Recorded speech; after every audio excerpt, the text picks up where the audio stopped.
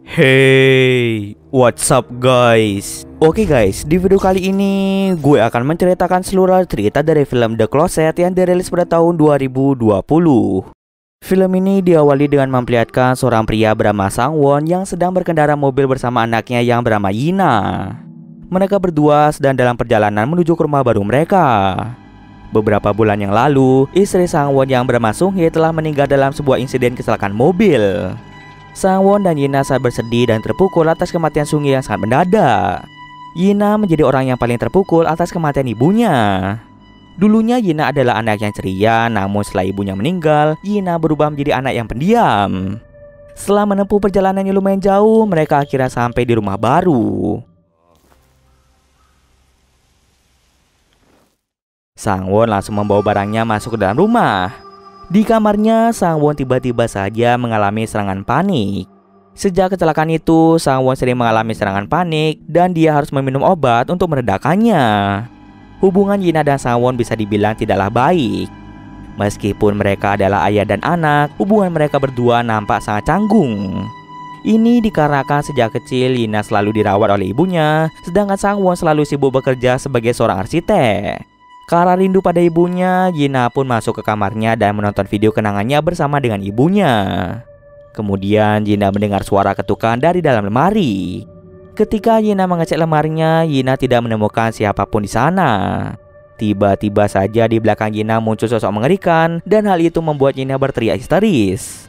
Sang-won yang mendengar suara teriakan Yina segera mengecek Yina di kamarnya. Namun saat Sang-won tiba di sana, Yina terlihat ceria seperti tidak terjadi apapun. Kemudian Sang-won melihat Yina membawa boneka kotor yang dia temukan di lemari itu. Sang-won meminta Yina untuk membuangnya saja, akan tetapi Yina tidak ingin membuang boneka tersebut. Ketika makan malam, Yina mengatakan bahwa dia menyukai rumah itu karena di sana dia memiliki teman baru. Sang-won yang mendengar hal tersebut lebih memilih untuk menghiraukan Yina dan segera pergi ke proyek pembangunannya sedang dia kerjakan. Proyek itu sebenarnya sudah dikerjakan Sang-won sejak sebulan yang lalu, tapi karena kecelakaan yang dia alami, Sang-won pun harus cuti selama sebulan. Asisten Sang-won memintanya untuk segera merampungkan proyek itu dan jika tidak, maka Sang-won akan digantikan oleh arsitek lainnya. Tak ingin dirinya digantikan, Sang-won memutuskan untuk mengerjakan proyek pembangunan itu secara langsung di lapangan. Dalam proyek tersebut, Sang-won harus berada di lapangan selama 2 bulan hingga pembangunan selesai. Sambil membawa boneka, Sang-won mencoba menjelaskan hal itu pada Yina. Saat dia akan masuk ke kamar Yina, Sang-won mendengar Yina seperti berbicara dengan orang lain. Namun ketika dicek, ternyata Yina hanya sendirian saja. Kemudian Sang-won mulai menjelaskan pada Yina jika dia tidak akan berada di rumah selama 2 bulan karena harus mengerjakan proyek pembangunan. Meskipun begitu, setiap akhir pekan Sang-won akan mengunjungi Yina. Selama 2 bulan, Yina akan dirawat oleh seorang pengasuh. Mendengar hal itu membuat Yina menjadi marah pada ayahnya. Malam harinya ketika Sang-won sedang bekerja di ruangannya, dia mendengar suara biola dari kamar Yina. Awalnya dia mengira jika Yina yang memainkan biolanya, namun setelah dicek ternyata Yina sudah tertidur. Kemudian Sang-won melihat pintu lemari Yina terbuka dengan sendirinya. Saat akan menutup pintu lemarinya, tiba-tiba saja muncul sosok wanita menyeramkan dari dalam lemari itu.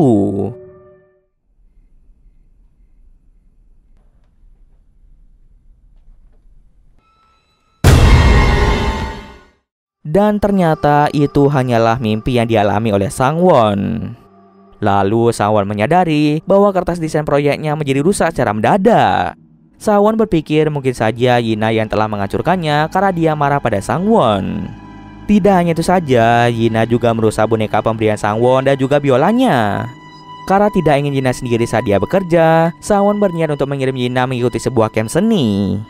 Kemudian Yina dan Sang-won kembali bertengkar. Yina saat marah pada Sang-won yang selalu saja mementingkan dirinya sendiri. Meskipun Yina marah padanya, Sang-won tetap tidak mau mengubah keputusannya. Tanpa memikirkan perasaan Yina, Sang-won pun pergi bekerja.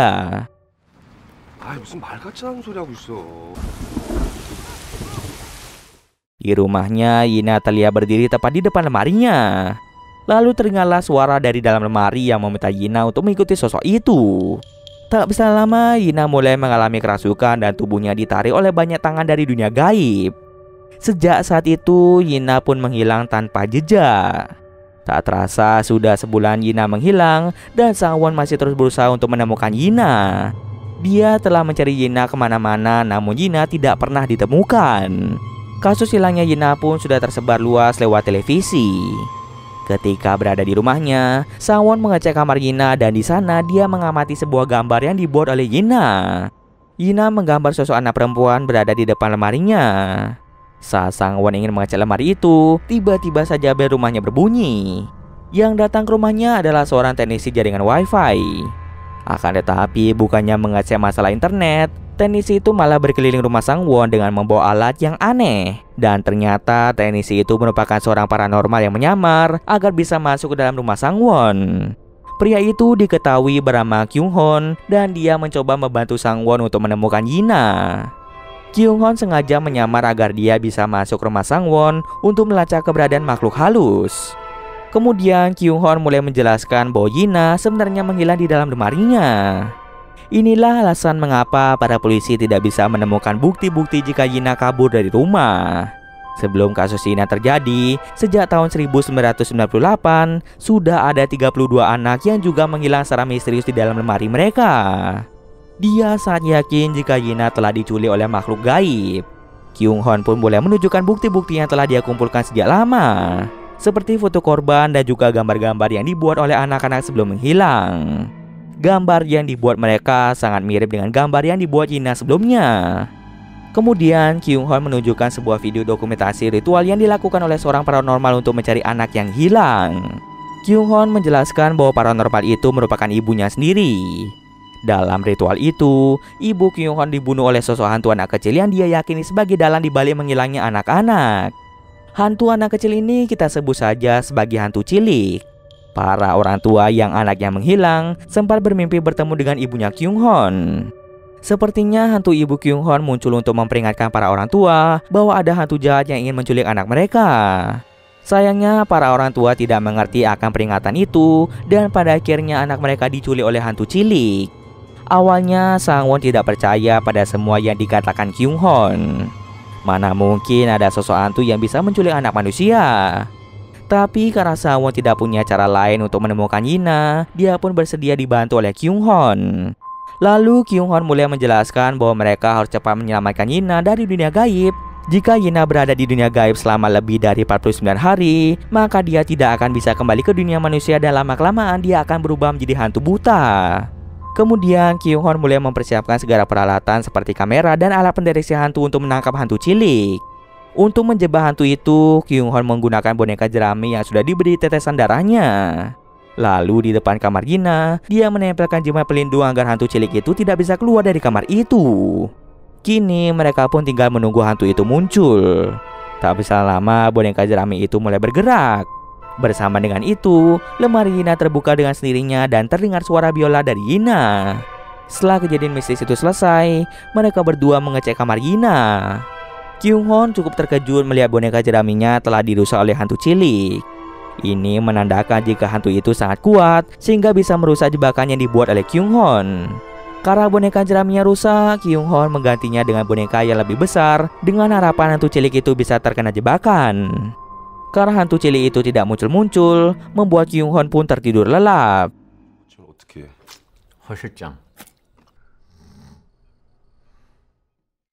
Lalu Sang Won melihat salah satu kamera mati dengan sendirinya. Dia pun segera naik ke atas untuk menyalakan kamera itu, tapi tiba-tiba saja dia mendengar suara Yina dari kamar tersebut. Sang Won pun segera masuk ke sana untuk mengeceknya. Di sana dia menemukan boneka jebakan itu sudah dalam keadaan rusak dan tiba-tiba saja pintu kamar Yina tertutup dengan sendirinya. Ternyata hantu cilik itu menjebak Sang Won untuk masuk ke kamar Yina dan saat ini dia terjebak di dalam sana bersama dengan hantu buta. Beruntung saja Kyung Hon terbangun dan segera membantu Sang Won untuk keluar dari sana. Kyung Hon meminta Sang Won untuk menutup matanya saat berada di antara hantu buta.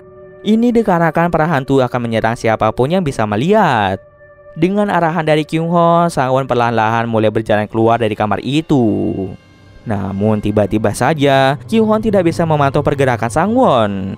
Ternyata yang mematikan seluruh kamera pengintai adalah hantu cilik. Hantu itu sangatlah kuat sehingga Kyung Hon kewalahan saat berhadapan dengannya.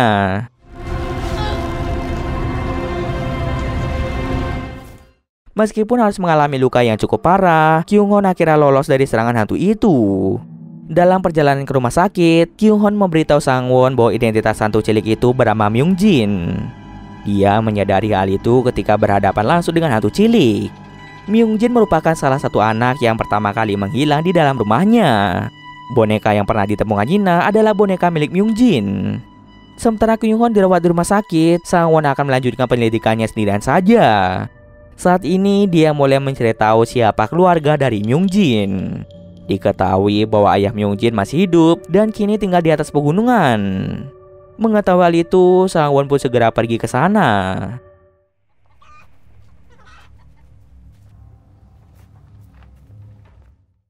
Namun kedatangan Sang-won tidak disambut hangat oleh ayah Myung-jin. Ayah Myung-jin menolak untuk membicarakan Myung-jin. Saat Sang-won menunjukkan boneka milik Myung-jin, ayah Myung-jin terlihat sangat ketakutan. Ayah Myung-jin segera mengambil boneka itu dan berniat untuk membakarnya. Ketika ayah Myung-jin berada di sebuah ruangan, Myung-jin tiba-tiba muncul dari dalam lemari. Lalu hantu Myung-jin mulai menyiksa ayahnya dan dia mulai merasuki tubuh ayahnya. Myung-jin yang telah merasuki tubuh ayahnya mulai menyerang Sang-won. Serangan itu membuat Sang-won mengalami serangan panik dan secara ajaib dia melihat masa lalu Myung-jin. Sebelum meninggal, Myung-jin dan ibunya adalah korban dari kejahatan ayahnya sendiri. Ayahnya sering menyiksa Myung-jin dan ibunya. Saat kondisi ekonomi mereka semakin memburuk, ayah Myung-jin dengan tega membunuh istrinya dan mengurung Myung-jin di dalam lemari. Myung-jin yang sangat ketakutan hanya bisa menangis dan memohon pada ayahnya untuk membebaskannya. Kemudian ayah Myung-jin menyalakan asap beracun di dalam rumahnya sehingga Myung-jin meninggal secara perlahan. Dendamnya yang besar pada ayahnya membuat Myung-jin menjadi hantu yang sangat jahat. Lalu hantu Myung-jin mulai menculik anak-anak yang bernasib sama dengannya. Ketika ada anak-anak yang disiksa dan diperlakukan tidak baik oleh orang tuanya, maka Myung-jin akan datang dari lemari baju mereka dan mulai memancing para anak-anak untuk memasuki alam gaib agar para anak-anak tidak merasa bersedih lagi. Inilah alasan mengapa Myung-jin menculik Yina, karena Yina selalu merasa bersedih terus-terusan ditinggal oleh Sang-won. Saat itulah Myung-jin datang menemani Yina dan mulai mengajaknya masuk ke dalam dunia gaib. Tak berselang lama, Kyung-hon pun datang menyelamatkan Sang-won dan mulai mengeluarkan hantu Myung-jin dari tubuh ayahnya.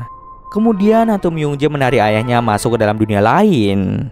Setelah kejadian itu, Sang-won merasa bersalah pada Yina karena dia selalu membuat Yina bersedih, yang pada akhirnya Yina dibawa ke dunia gaib oleh Myung-jin.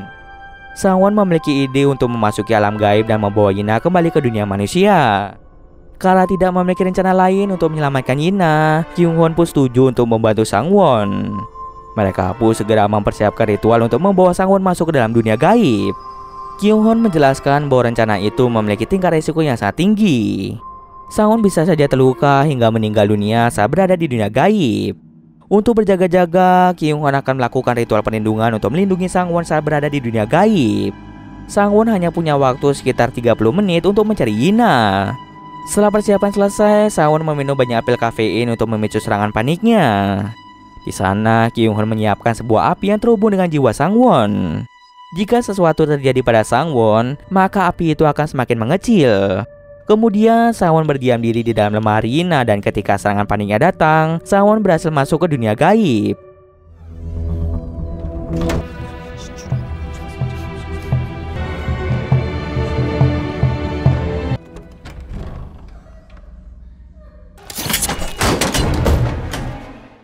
Baru saja dia masuk ke sana, dia mulai diserang oleh Myung-jin.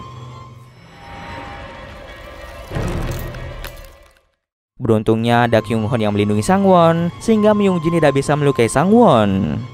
Tahu jika ada yang melindungi Sang-won, Myung-jin pun mulai meneror Kyung-hon.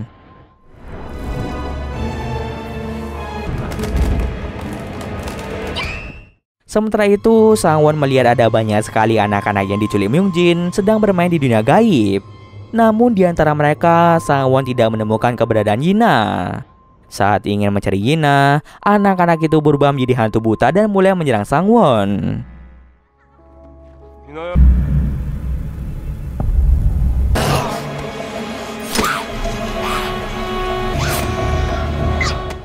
Kemudian Sang-won pun mulai mendekati Yina.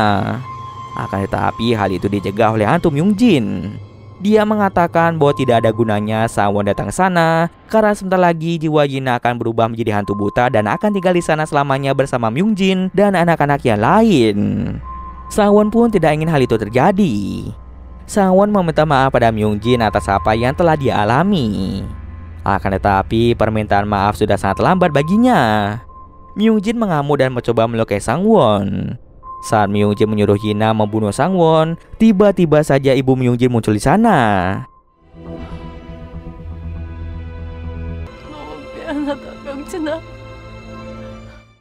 Ternyata yang mendatangkan ibu Myungjin ke dunia gaib adalah Kyunghon. Ibu Myungjin meminta maaf padanya karena tidak bisa melindungi Myungjin. Dia meminta Myungjin untuk beristirahat dengannya di tempat yang lebih baik. Melihat ibunya lagi membuat Myungjin menjadi sangat bersedih. Selama ini dia sangat merindukan ibunya. Belum saja sempat memeluk ibunya, ibu Myungjin menghilang secara tiba-tiba. Di tengah kesedihan yang dirasakan Myungjin, Sangwon datang dan mulai memeluk Myungjin.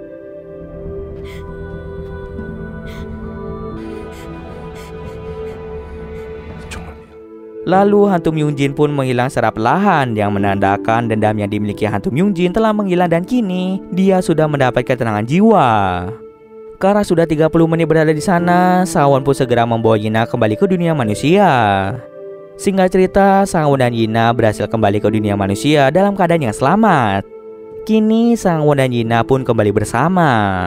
Saat Kyunghon akan menutup portal dunia gaib, dia melihat Myungjin yang tersenyum sambil berjalan bersama dengan ibunya.